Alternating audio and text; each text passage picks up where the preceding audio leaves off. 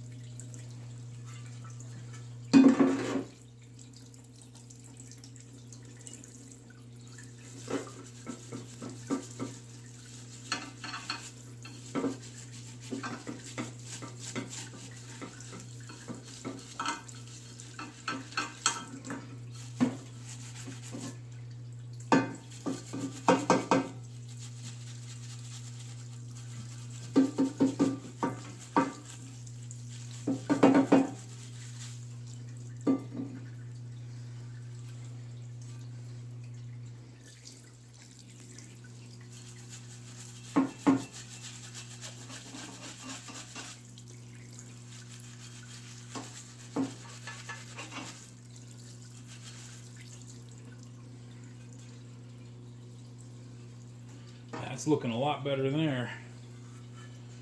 Get some of the crud out of this side.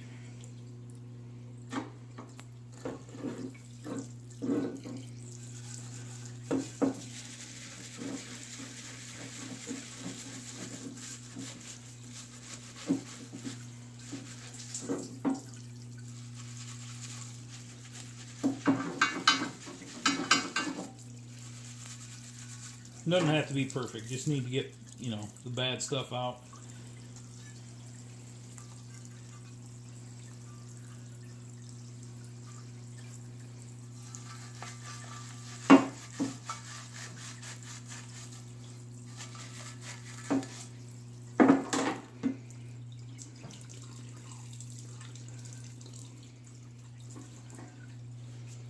The small parts cleaning tank, I gotta be careful not to make a huge mess in here.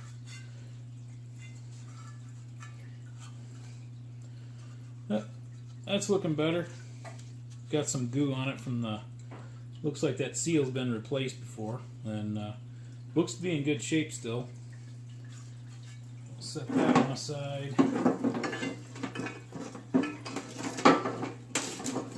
Clean up the inside of the skeg.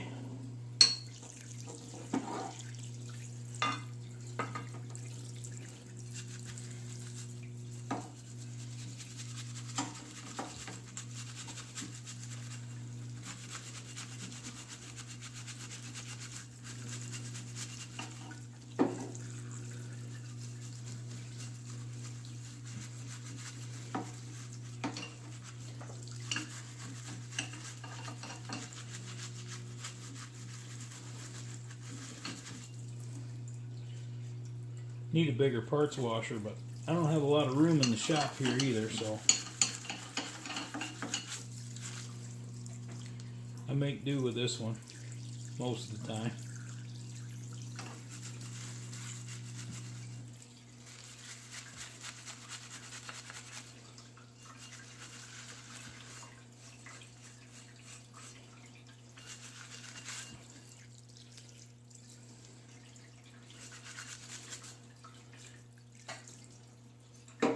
Okay, That's nice and clean now.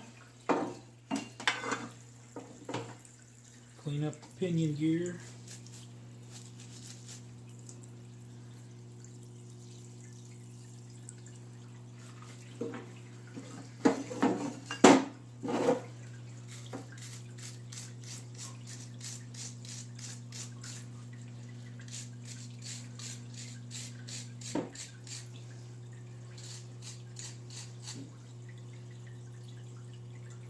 That's cleaned up quite nicely.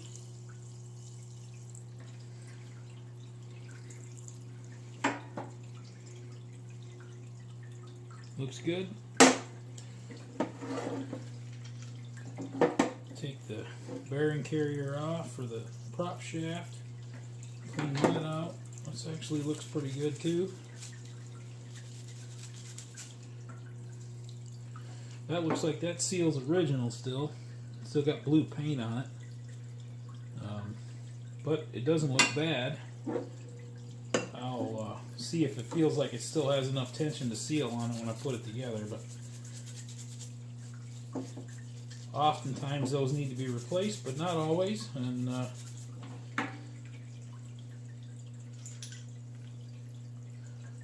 some people just replace them all. Sometimes I do, but not always. I tend to buy the seals individually and replace what needs to be replaced.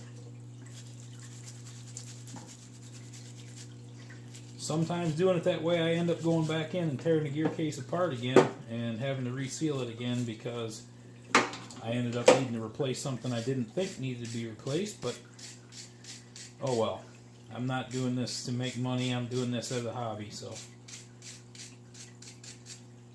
if I was doing it to resell them and make money on them, then I would just replace them all and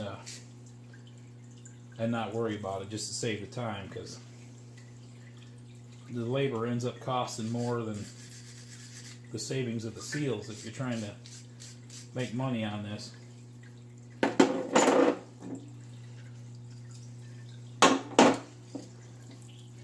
These got bearings in them, and there's little thrust washers on them. This forward gear's got a big bearing that it goes in.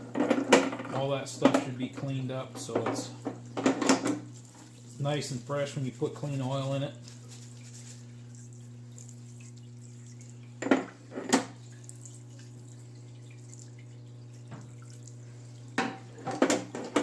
Clean the rust out of the gear teeth.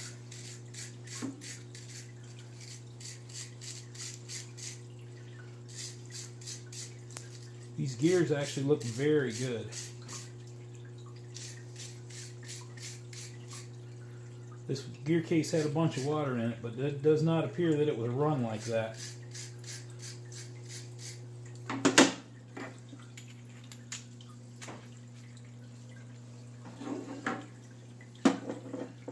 You got to be careful of this little thrust washer here that goes in this side where the drive cogs are.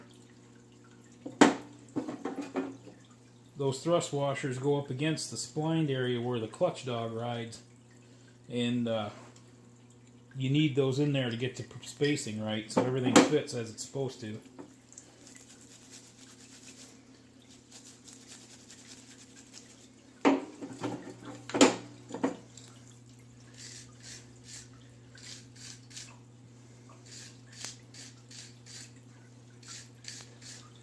This motor's got the clips on it for remote controls, and I'm always wary of the clutch dogs on ones that have been used with remotes.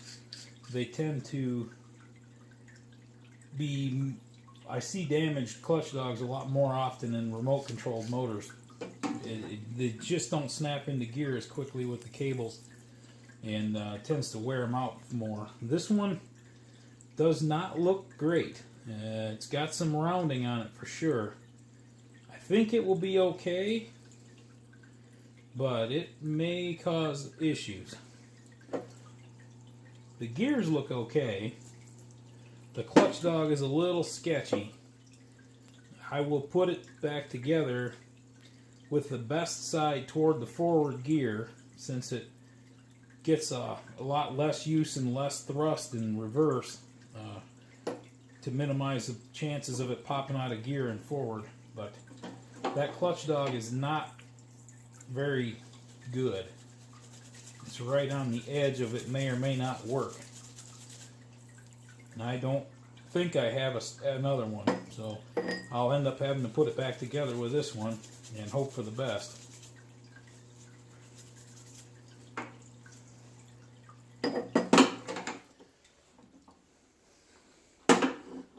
Alright, we got our parts cleaned. I will move back to the bench and we will take the shift rod bushing out and replace the shift rod O-ring, and then we will the next thing to do after that is to reseal it. So we'll get into that next. Okay, we're back at the bench and got the gear case, upper gear case clamped.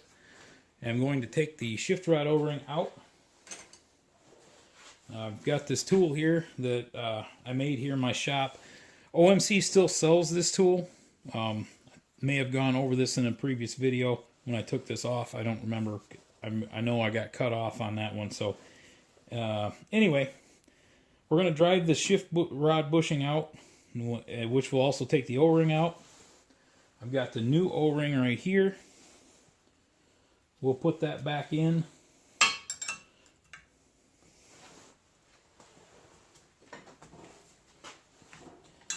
This tool, this first diameter goes through the shift rod or bushing, and the second diameter shoulders against that bushing, and that drives it out.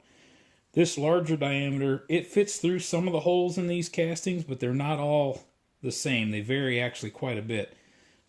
So a lot of them it'll stop here and you pull it back out.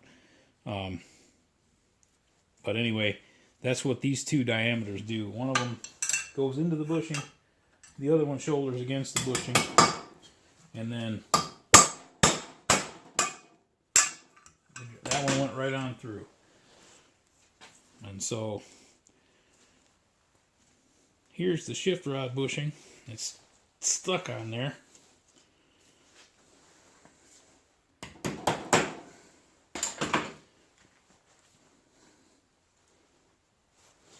Alright, we'll put that in the vise and get that off of there.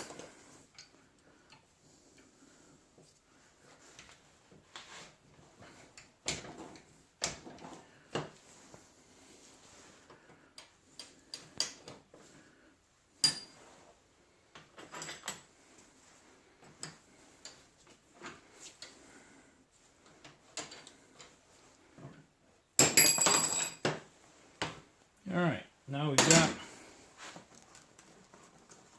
the shift rod bushing off. It looks like this. It's got a taper on one end and flat on the other end. The tapered end goes in against the O-ring when we drive it back in. Take the old O-ring out. Actually, that one doesn't feel too bad, but we're going to replace it anyway. Take this out of the clamp. Turn it over. It goes back in this hole right here. Now this has kind of got a bunch of stuff in it still from when I cleaned it up. So I'm going to spray that out and come right back and we'll drive a new O-ring in there. Okay, I've got that sprayed out, dried out, and then we'll take the shift rod O-ring. And I've got this installer tool that I made. You don't need this, it just makes it easier. If you don't have it, you take this O-ring, drop it down in the hole in the pocket, and then make sure it's sitting flat. You can poke it down with a screwdriver or whatever. And then put the bushing on top of it and drive it down. With this tool, you put the bushing on here, put the O-ring on there, take a little grease, kind of lube that thing. You can use a sealer on it too. I find I don't really need the sealer, but the lubrication of the grease definitely helps it go in there. I have used sealer though, that works fine too. Set that in there and drive it down, pull the installer out, and there we are. New shift rod O-ring. And then the next thing we're going to do is replace the all the components back in. New spaghetti seal. The spaghetti seal goes in the skeg.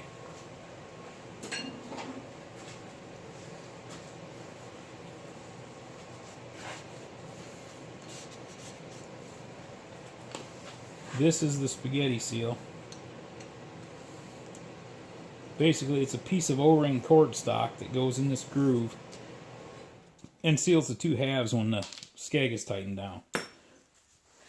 So I'll clean this up with a wire brush and we'll do a reseal on this in the next video.